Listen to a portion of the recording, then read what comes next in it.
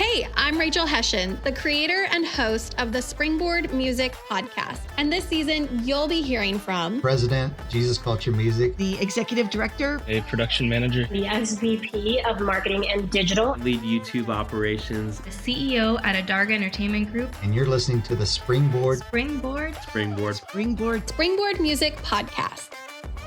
I think digital is going to include social media marketing. I think it's going to include your advertising strategy as well. Like you're including both organic and paid. My digital marketing person, especially in music, I need them to be able to react to when a song is trending on TikTok, when it's trending on Meta, and be able to say, not only is it trending, but it's translating into streams. So I would say social media is going to fall under digital. I am obsessed with this interview with Dee Diaz. Dee is similar to probably a lot of you. It talks a lot about church experience and how that can translate to music industry experience.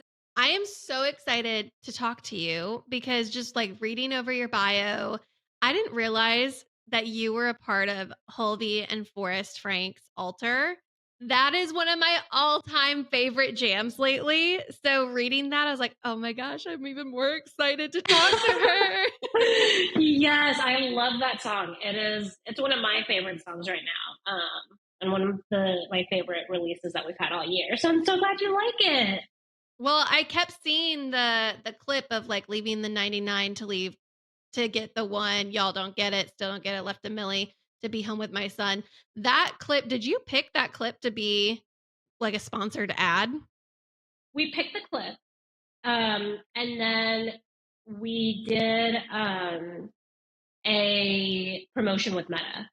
So one of their sponsored reels, are you familiar with like the sponsored reels that they do? So let's talk about it.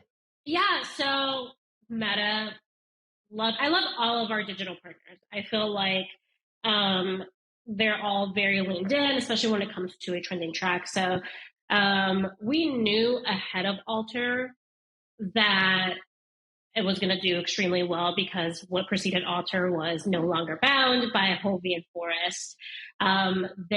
Forrest released that. He's not a reach artist. Hulvey is. So then the second song, they just have a great dynamic. And so we released Altar and had enough data from No Longer Bound to be able to get buy-in from the partners. So Altar had been out for a little while and Meta came in and they were like, we were showing them like, here's the data, it's trending just as well as No Longer Bound. And they had already supported in some other ways, but they came in and one of the promotional offerings that they have at the moment is they'll put a certain amount of ad spend behind a reel. Obviously, like they want to push reels. And I always tell people Meta is a DSP in the same way that Spotify, Apple is a DSP. And they have, it's not going to be as obvious as a New Music Friday placement, but they're going to come in and they're going to support. And one of the ways that they did that was they offered a certain amount of non-recoupable ad spend. Did you have to like pay anything at all? Or were they like, hey, that No Longer Bound stuff did so well, we want to push reels, we'll just give this to you? Yeah, it's not that they give us the spend. It's that on their end, they'll boost the content. Okay. So we'll basically say like, here's a reel, this is exclusive, and then they'll boost it on their end. Obviously, we had our own ad plan as well. So we had been running, we want to invest in all of our music, especially if they're performing that well. So we had our own ad campaign that we were running on Instagram, on Facebook, TikTok, everywhere. And then that was in addition to that. And so on their end, they tell us the amount, they boost it on their end. And we typically will give them like a few targeting options that we want. And then that's how they run it. You saying like, yeah, we had this ad campaign and ad spend and we're working with Meta, which is like nuts. Did you know that this was like something that you could do when you were starting out? 6 years ago? Oh no, I had no idea. No, that's actually one, which is so funny that you asked that because that's actually something that I'm really passionate about is this is why it's really important that you have this podcast, and it's really important to use our voices and even just put ourselves out there, like especially on the music business side. Our job is to elevate the artist, it's to elevate the music. It's not about us. And it never is. Like, I'm very, very conservative when it comes to that. That being said, I'm feeling really challenged these days to show what I'm doing more and put myself out there more, because as a woman, and especially a Latina woman, I want other Latino women and in high school, middle school, like these young women to know that this is a real job, because I didn't. So I love that you asked that. Yeah, like growing up, I never thought that I would be working in the music industry. I didn't know that all of these fun like partnerships with DSPs, like this is nothing that I ever thought that I would end up doing. And 6 years ago, just the way that God kind of wrote the story for me, yeah, I can't imagine doing anything else. So 6 years ago, what happened to where you were like, oh, now I'm in the music industry, if that wasn't something you were going after in the beginning? Yeah, great question. Yeah, so initially, like I said, was not pursuing that. I have a degree in communications. So I went and I grew up in Denver, Colorado. So I went to school in Denver. Got my 4-year degree in communication, which lends itself into marketing and whatnot. I was pretty plugged in at my church at that point. And so I ended up taking a position as the director of communications at my church. Up until then, like throughout college, I had been very much like, even though I was studying communications, I was also like teaching myself video production, graphic design, and church was like my outlet to test those things out. I feel like it was like during that time where like millennials were, we were like young in the church. We were either like wanting to be pastors or graphic designers in the church. I don't know if like you knew people like that in your life. Yes. That was my There was community. just this like surgence of creativity that was starting to happen. Yes, exactly. So that was kind of the lane that I was running in. And then that season kind of ended. I was ready. I knew that it was time to find something else. I ended up moving to Arizona and, looking to start something new. And in that, wanted to develop my skills. And so I ended up connecting with a digital agency in Arizona and learned more about email marketing, advertising. This was all in like 2017. So you left the church to do this? I did, yes. Yes, it was just time for something new. And so, yeah, I was looking to refine my skills, did an internship there. Eventually they brought me on part-time, and our clientele was like real estate companies, mortgage companies, you know what I mean? Just not very creative, but I got to be creative in what I was doing. So that's where I kind of refined those skills. During that time, as you mentioned, I had left that ministry job, and I was trying to figure out what I was doing for a lot of reasons. I was quite literally and metaphorically in a desert wilderness season. Like I was in Phoenix, Arizona, literally the desert, and also just going like, what's next for my life, Lord? And so that's, the practical thing was like, let me develop my skills. But from a spiritual sense, I knew that I wasn't home, and I knew that I was in a temporary season. And that was the first time in my life where I was like, I don't know what's next. I don't know what's expected of me. I don't know what I want. So Lord, what does that look like? Like, let me just dream really big. And it was, so I started to kind of think through things that I loved. And I remember Reach Records had posted a job at that time. I was like a marketing coordinator job. And so rewind, I had been a fan of Lecrae like prior to that when I was in church in Colorado. Reach was like where I got all of my inspiration from when I was doing stuff for the church. I was also a youth leader, so I had to be a fan of Reach Records. I had to be a fan of Lecrae to take all of our students. you knew of the label, because I know a lot of Yes. people who know the artist, but they are totally unaware of where they're coming from. Yes. I was a fan of both. Okay. So, to me, like, and there's Reach does this, like they're because Reach has a very specific niche that they serve with their artists. We do have kind of this cult following because most fans know that the artists that are going to be signed to Reach are going to serve a specific type of music for them. And so that was me. I loved everything that Reach was doing. I loved all of the artists. And I remember, this is going to be all over the place, but I promise this will all make sense. So I remember like maybe a year and a half before I had been sitting in Phoenix, like in that desert season, Lecrae had posted a photo and he had tagged some people in it. And like a weird stalker that I was, I clicked on some of the people that he tagged. And one of them was named Katie Alberts. So I clicked on her profile. She was the marketing director at the time.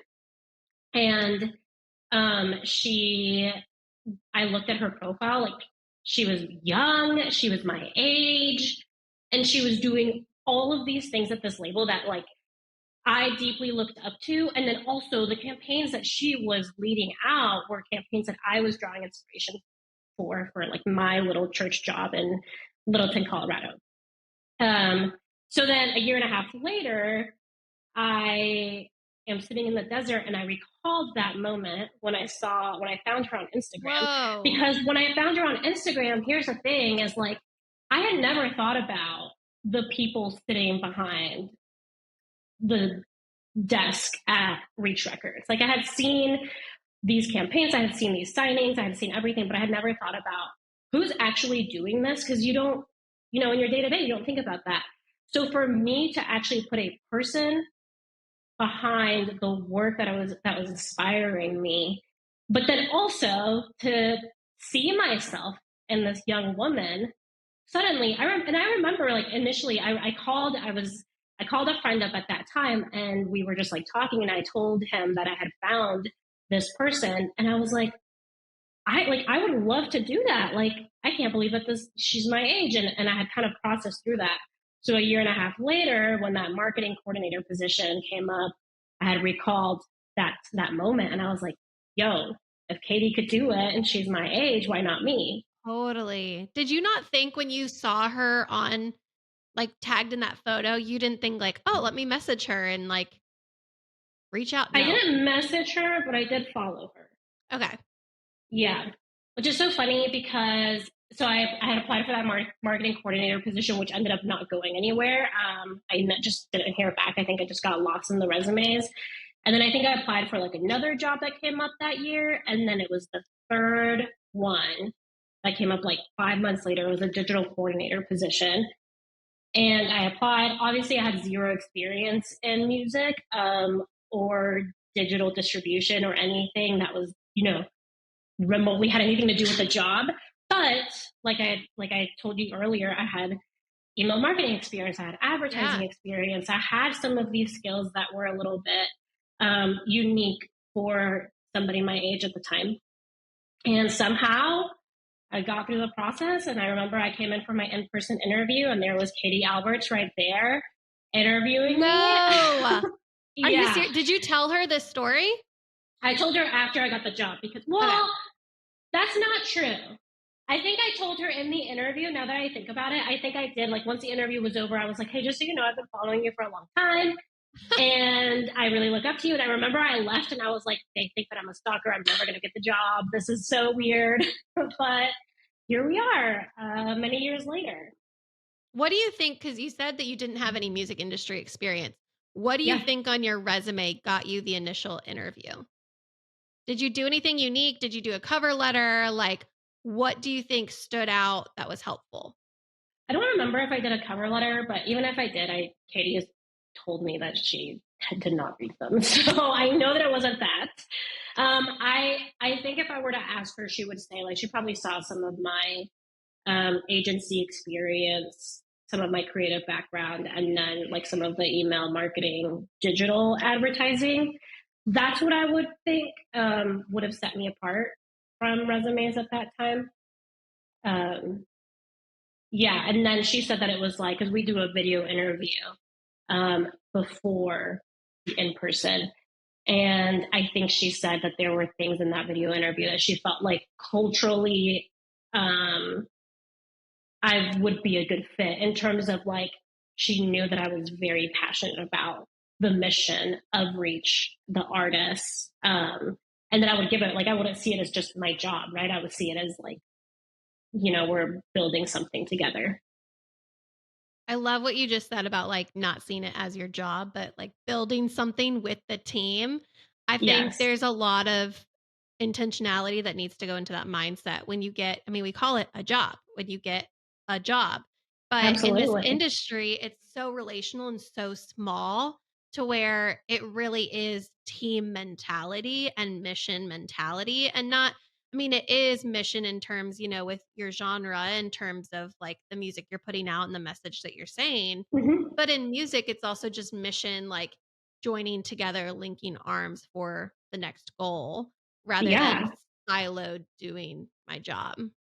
Well, it's so true, especially because, right, if you, like you said, if you just look into like music in general, everything is changing constantly. Like my job, the hardest part is I have to relearn the market, it feels like, every year, because there's a new method of consumption and there's a new trend or there's something that you have to adapt to. And then not only do you have to learn it, but then you have to be able to teach it to your artists and to your team. And you, like you said, that's not something that you check off when you come in every day, when you clock in and clock out. Like you have to care about music. You have to care about this enough to take the initiative to keep up with the changing landscape as well. Have you seen it change since 2017 to 2023? Did you start in digital strategy? I started as a digital coordinator, Okay. so very entry level. So when I started, I was coming in, and at that time, we were distributed through the Orchard, so I had to learn like how to distribute, like, not or how ingestion worked, which at that point was pretty simple through the Orchard's portal. I had to learn about um, pitching to DSPs. At that point, like that was 2017, right? So playlisting was king. You know what I mean? Like Hmm. that's when everybody was like, I mean, people playlisting still matters, and there's artists that still really pursue it. But now you don't have like a specific person that you're necessarily like behind every single playlist at Spotify anymore, right? Like you have editorial, which is managed by a person, but you also have like these algorithmic playlists, and then you have I can't remember the name, but it's like that's not specialized editorial. Do you know the one that I'm thinking about? That's personalized. You have the Yes. personalized playlist. Yes.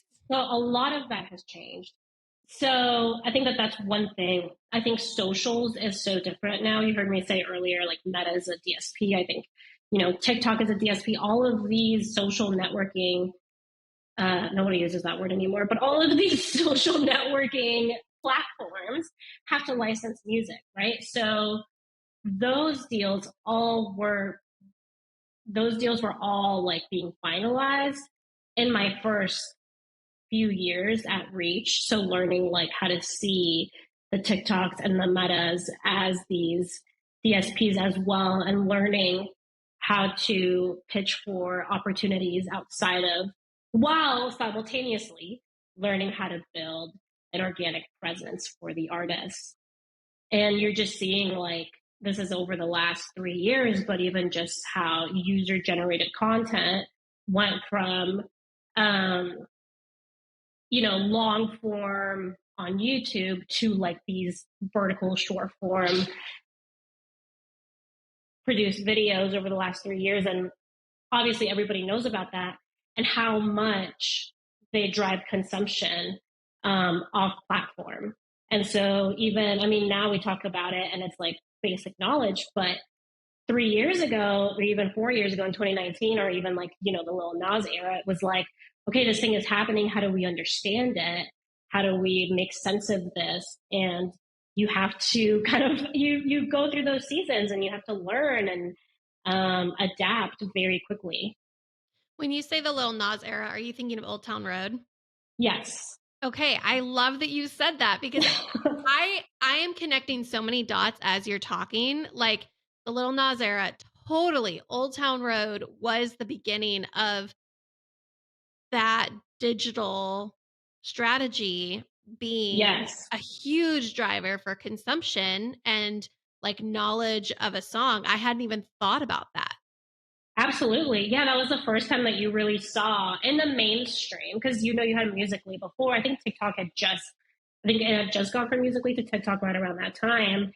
And it was one of those first times that in the mainstream you heard of this song really take off from a platform such as TikTok.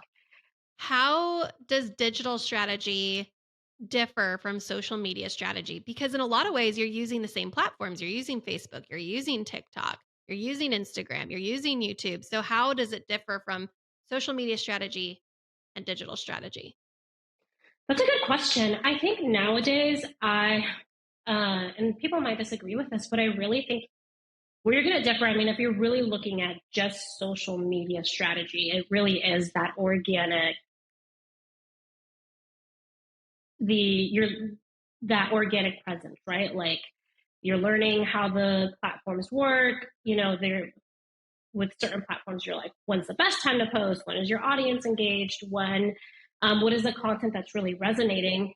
But then that really does lend itself to digital. I think digital is going to include social media marketing. I think it's going to include your advertising strategy as well. Like you're including both organic and paid. So I would say social media is going to fall under digital. Like I would never, my digital marketing person, especially in music, I need them to be able to react to when a song is trending on TikTok, when it's trending on Meta, and be able to say not only is it trending, but it's translating into streams.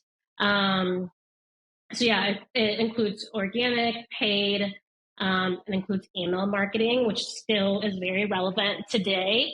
Yeah, I think there's a huge misconception of email marketing that people are like, oh, that's Sure. so archaic. Emails, nobody uses emails. I always use the example of like, when I get that crumble cookie weekly email, you best believe I am opening it up to see what their weekly flavors are. So, what is an example of like that you could point back to be like, hey, everybody, I know that you still care about email marketing, and here's how I know that. This might be like a little bit abstract, but I'm hoping that I can call out something very specific. But I think like from just a community building perspective, it still deeply matters, right? Like it's the people that are engaging with email are going to be a little bit further down the funnel. If there's something like really specific, like a value add, whether it's an exclusive free piece of merch or an exclusive discount, or even just like pre-sale codes, things like that, where an artist is utilizing their email list for announcing a tour, announcing a merch drop. And if you're leveraging social media to funnel people into those lists and into that attention, that I think is showing like that importance of email. And when you're promising like, hey, this is what you're going to be receiving, and you follow through with that, people are like consistently signing up. And especially if you're continuing to nurture that email as well, or that list, if you're nurturing that list as well. I totally agree with that. I think a huge benefit of email marketing is it's not algorithmic. Like it's not algorithm Yes, based. So like there's if no you're algorithm. so like if you're a fan of something, like you might follow it, but you definitely could miss a pre-sale or definitely miss a Yeah. merch giveaway or definitely miss a show in your area. If you're on the email list, there's really it's on you if you miss it. It's not on anybody else. Even for myself as a consumer, I love Carol G. She's one of my favorite artists. And she had said ahead of her last album that she wasn't going to tour that album. And I remember being devastated. And then, of course, like months later, she decided to announce that she was touring, but somehow I completely missed it. Like, it No. was one of those where, like, there was a cute reel and I completely missed the announcement. But then in my inbox, I had a little pre-sale goes live tomorrow. It was Bands in Town, so it's not like directly her email list, but it's also a form of email, which every artist can build a unique list on Bands in Town if they want to, or through Bands in Town and build an audience through that. And immediately I was able to, join the pre-sale. And you just have to, it's about knowing those different channels and making sure that you're optimizing across all of those different ones. Which, back to your question with social media, like I've been thinking about this a lot, just how social media managers, the social media manager role is so different than it was 6 years ago, because these algorithms have gotten much more complicated, and you're now dealing with like so many more platforms than you were back then. And when there's a new feature, it's like you have to get on this new feature because you know that the algorithm is going to favor this new feature, so you gotta like do it and jump on it. And it's really important, for a social media manager to understand, like, not only are there all of these different platforms, but then also with digital marketing, hopefully you have multiple people on your team where you're able to tackle all of those things. Maybe you're not going to be able to at once, but there's just so much out there. It's really difficult for one person to be able to optimize all of it, right? So that was a little bit of a tangent, but just thinking through like how to have enough people on a team to be able to look through those different things. And you might not be able to do it all at once for sure. But hopefully you're able to build at it over time. Well, and I think what you said in that was really important of the algorithm will favor the new feature. And so staying on Yes. top of those changes. And I know algorithms change constantly. So is there a resource that you like, a public resource that you like to stay up to date on what's happening with all of these platforms? Like you said, it's so much to keep track of. It's near impossible for one person to keep track of it all and do it effectively. Is there a place that you go to continue to educate yourself on the new features and algorithms? So for myself, I don't really I feel like publications typically are a little bit late. So I don't necessarily go to publications. I like to get my information specifically from those platforms because they're going to report on that immediately, right? Because it's there, it's in their it benefits them to talk about them so quickly. So for Instagram specifically, I love Instagram creators, like the Instagram creators account, because they're just constantly rolling out new things. Another hack is like, sometimes you'll notice like a new beta feature. Not everybody has that. But just like paying attention, like if you get a notification for like something beta, or if you just like stay in communication, like I always have my team. I try to make sure that everybody is like aware of like, if they get a notification for like broadcast channels was a thing a few months ago. And we were like, okay, what do we need to do to jump on that? Another thing that this is more specifically to people that work in labels, but making sure that with your platforms that you're signed up for the internal music partners newsletters. A lot of our reps will send out, specifically with Meta and TikTok, they do this. They'll send out weekly and monthly newsletters with new features, and a lot of times they haven't even been announced to the public yet. So I try to get on that. For an independent artist, I would say like reach out to a DistroKid, or if you have a rep or somebody like that, to see if you can get on a similar newsletter. I assume DistroKid probably has their own. Those are excellent hacks. And I love how you broke it down for like, if you work at a label, if you are an indie, if you this, like that is so helpful. Even though I get a lot of information from our reps, like a lot of these independent distribution companies have amazing newsletters and have great ongoing education on their platforms and on their accounts. And so, like for an independent artist, it's like follow DistroKid if you're on DistroKid, but also like follow Symphonics account, follow Amuse, follow United Masters, because a lot of their content is catered towards independent artists and independent labels as well. And it's really good to see like what your competitors are kind of reporting on and what they're encouraging independent artists to do, just like expanding that repertoire of knowledge. You've referenced a couple times your team.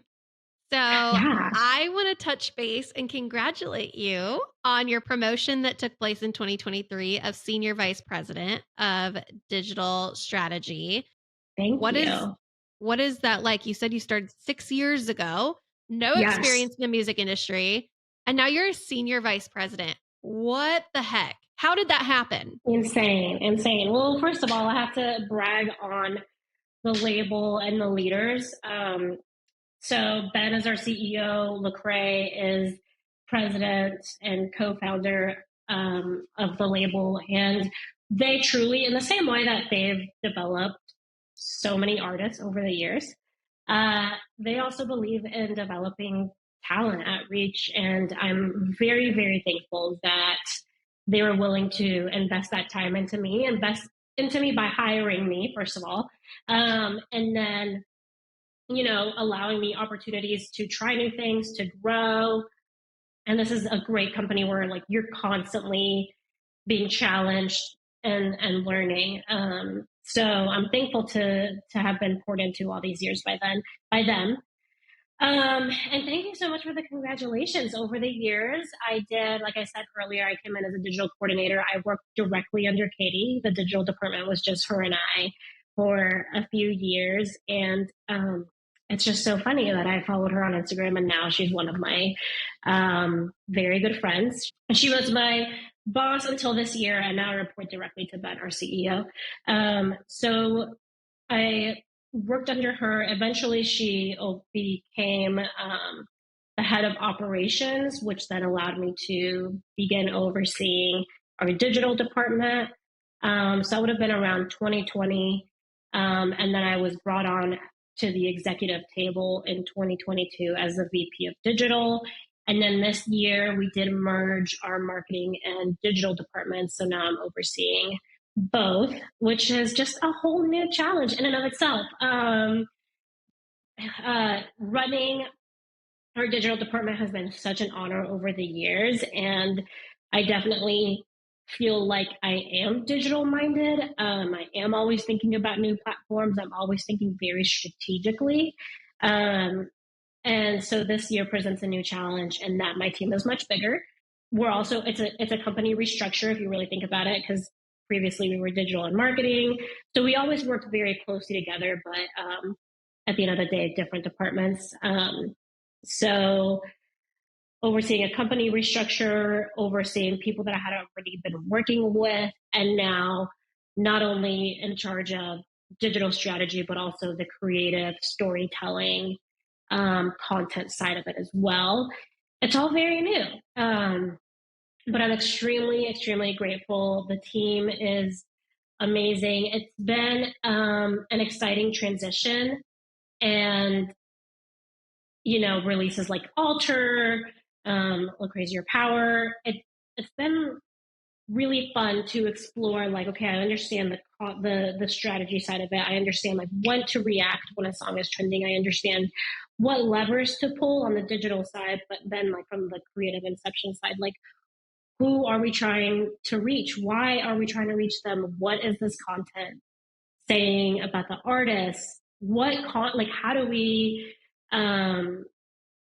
create a trending sound, which I've always been under the impression that like it's easier to react to something than, well, that's not, I haven't been under the impression, I know this.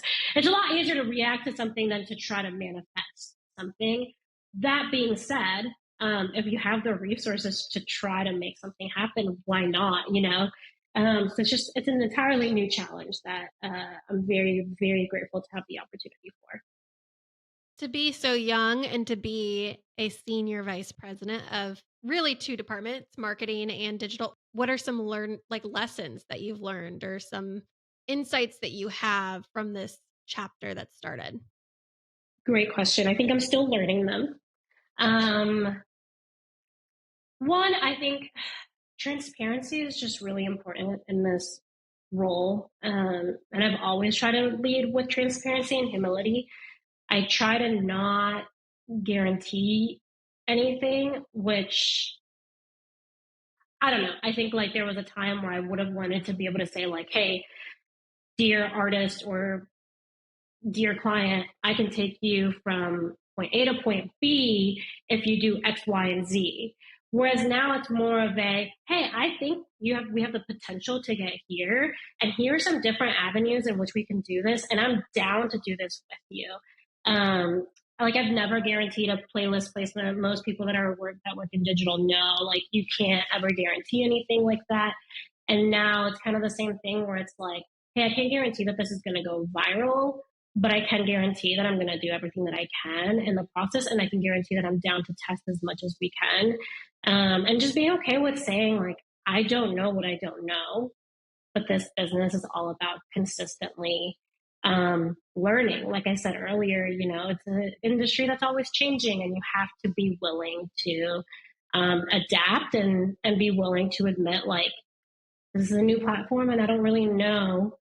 I can't guarantee anything, but I'm willing to go through it for you. So all of that to say transparency.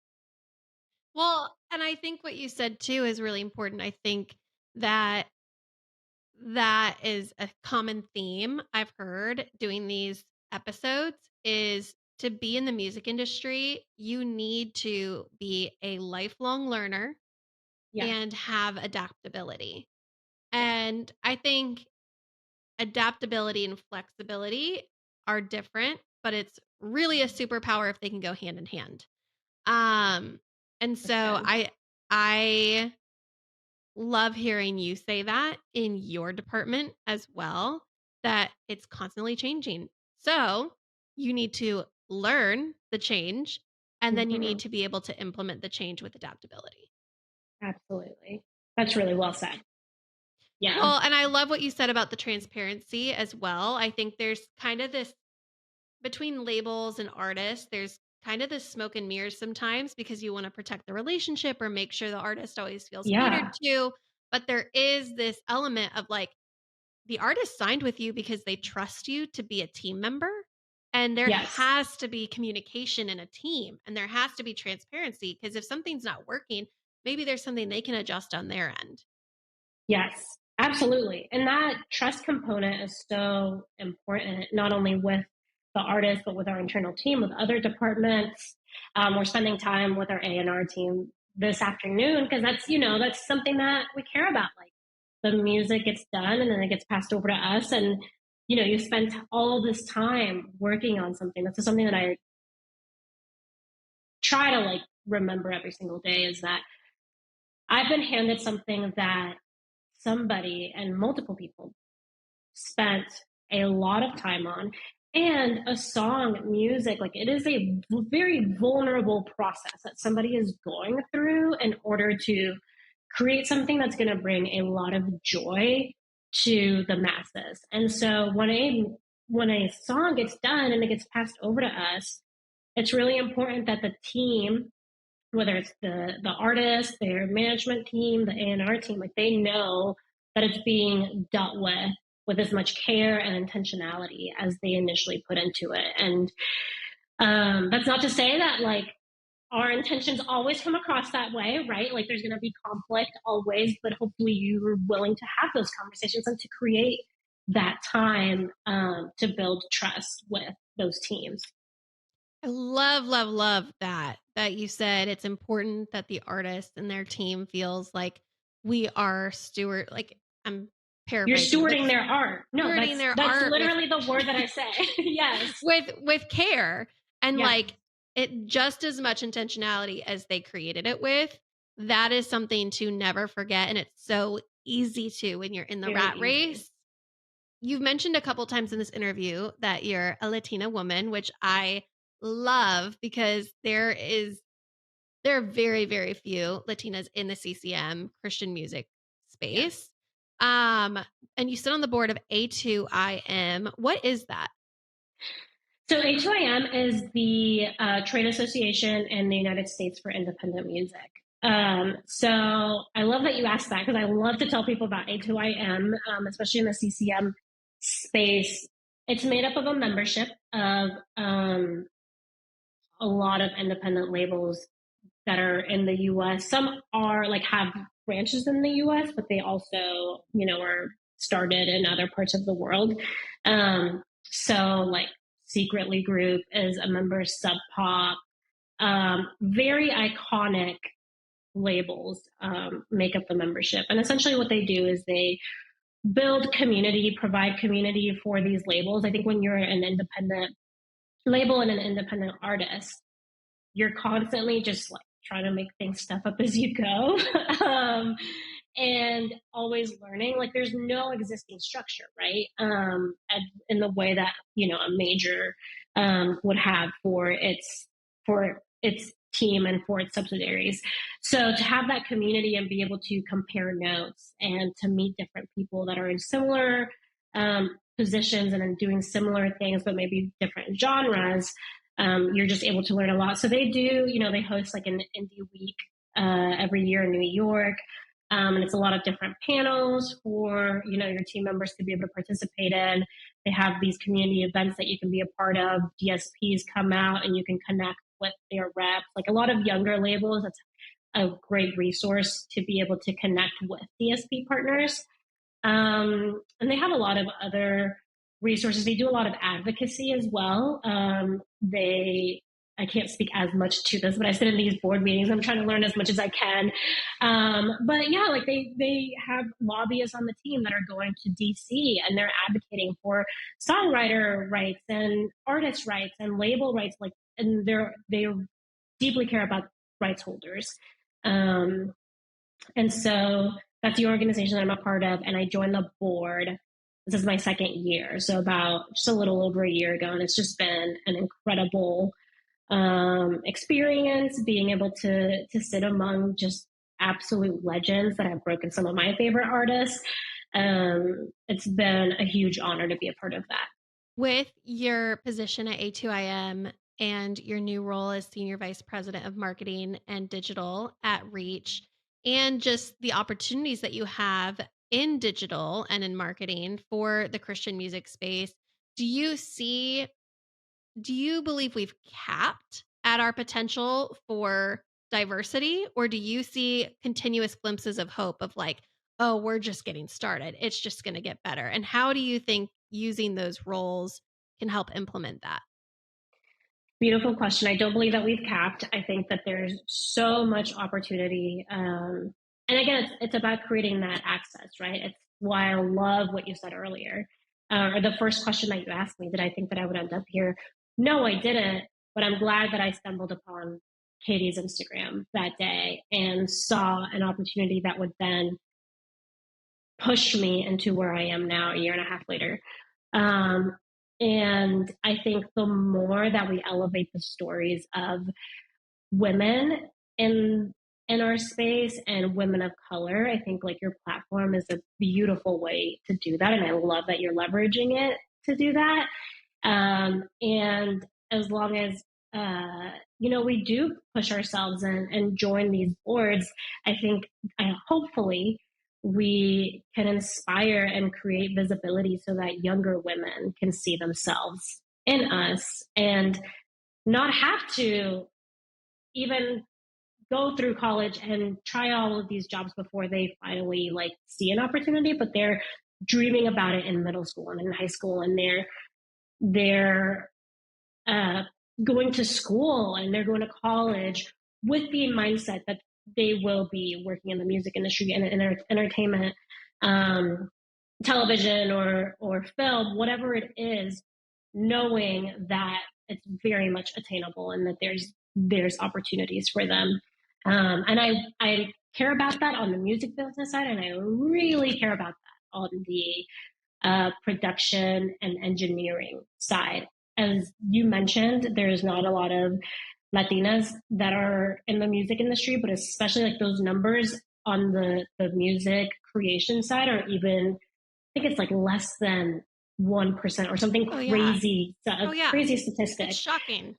It's insane. So yeah, like we're doing some things intentionally as a label to figure out how we can host, different camps and educational services for girls just as young as middle school, to create that excitement, right? Like to create a space where people can dream as young as 12 years old and be ahead of it. And so to answer your question, we have not capped, and my prayer and hope is that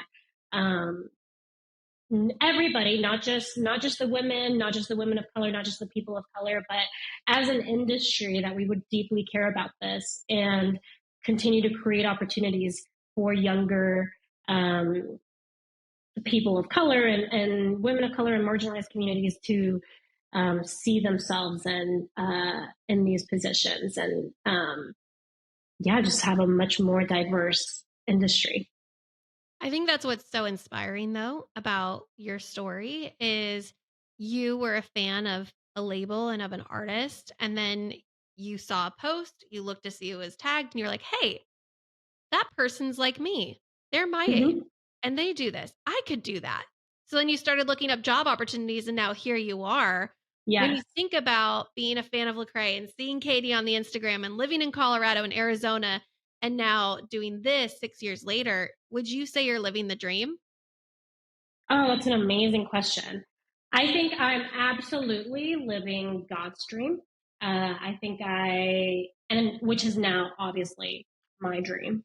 And I think that that's constantly evolving, but I'm really thankful because it's certainly not the dream that I originally had, not because I wouldn't have wanted it, but because I didn't access it, right? Like I didn't know. You don't know what you don't know.